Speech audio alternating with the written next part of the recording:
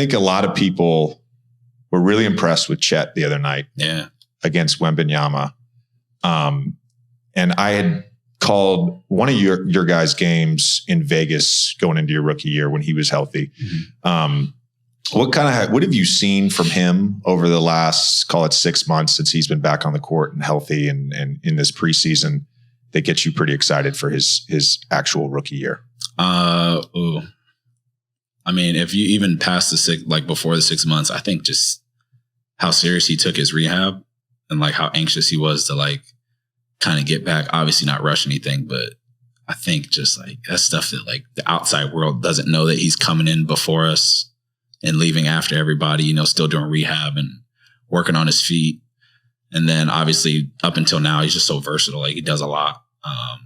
I feel like even obviously it's preseason, so everybody's still trying to figure it out, but I just feel like he gives us a different look. Like I feel like the court is more spread with him. And then defensively, you know, just having a big that can block shots and kind of alter stuff. And, you know, where I'm not at the 5 all the time is nice. So, but he does a lot just kind of on both ends where it's like just space. Like defensively, he kind of kills space, and offensively, he can really stretch the floor. And he's done a really good job of playing off of us too. Yeah. I want to get to the guarding fives in a second. I think what you just said is actually really interesting description of Chet in terms of the space issue, right? He's creating it offensively and he's eliminating it defensively. I'm going to ask you a serious question, and I mean this in a positive way about Chet. Is he an asshole? No, he's not an asshole. On the court? No, I mean, I feel like you got to be an asshole on the court for sure. But I don't know. Chet's like, it's hard to like see anybody on our team because we're so goofy. So it's like, even when like, if you do something that like everybody's like, oh, he's an asshole. Like to us, it's hilarious. Like, you know, he's doing the Shadur thing after an and one. Like to us, it's hilarious. I don't know how it looks to the outside world, but. Well, it was funny because, you know, Wembanyama had headbutted him. Yeah. And got the and one and done the flex. Yeah.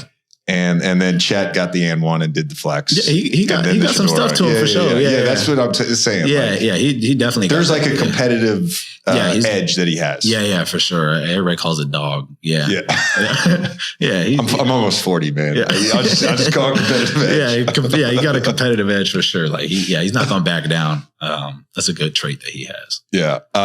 In that game against, we would ask you about Wemby in a second, but in that game against San Antonio, you had the sequence that popped up on Twitter. I was watching the game, but it came back Twitter, and I was like literally sending it to people. Mm-hmm. Like, dude, check this out, and it was a rebound, the gather to a Euro dunk, then you blocked a shot, and then you got a put back dunk. I was a very, I don't want to call it one track mind player.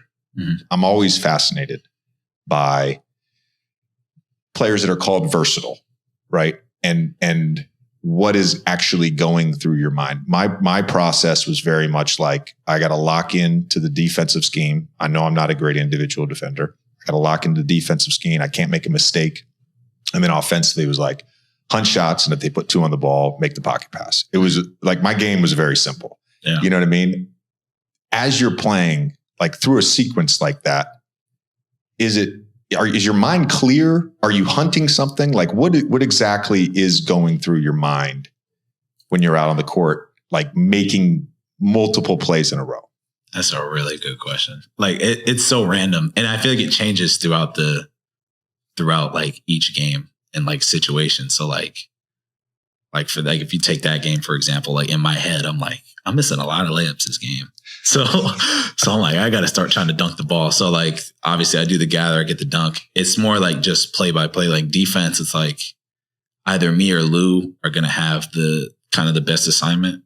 So when I go down on defense, I'm worried about help and like understanding that, but it honestly helps that you're guarding like an A1 or an A2. Yeah. Cause it makes you like kind of hone in on defense more. And then awesome. Offensively, I'm just playing off of other people. And then depending on our lineup is when I found last year that I can be more aggressive here and kind of, I wouldn't say hunt shots or force shots, but now I'm going to be on the ball more. So I can kind of look for my own. And then obviously Shea, Gid, Chet coming in, I'm playing off of 3 other great players. So now it's trying to figure out where I fit in. But then when I come down defense, I'm like, whatever's going on O, I can't let so-and-so get off. So that's how like my mind is working.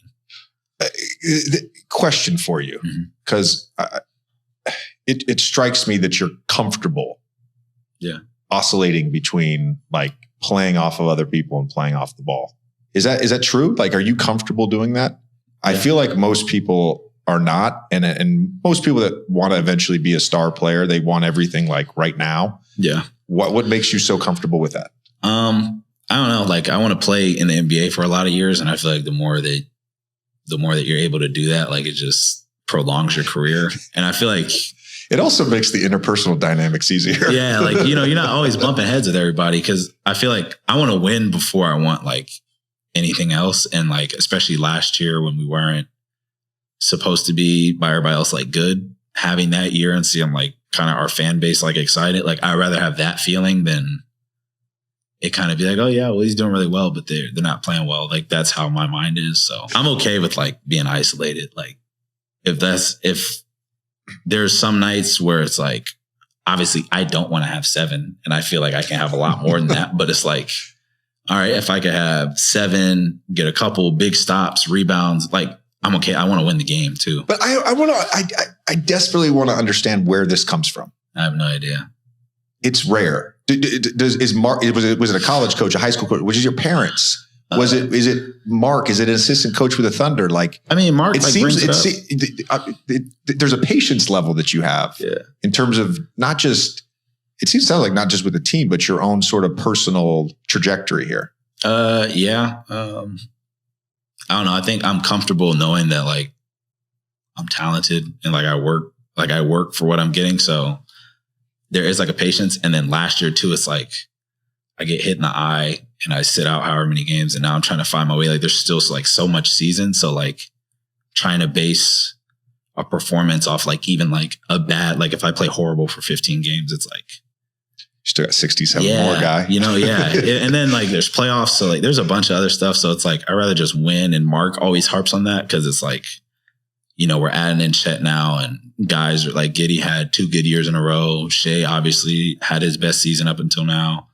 And he's on his trajectory. So everybody's like I said, like everybody's kind of hunting for that, like their thing. But our big thing is like, we want to win games. So It's like, everybody's going to have to, you know,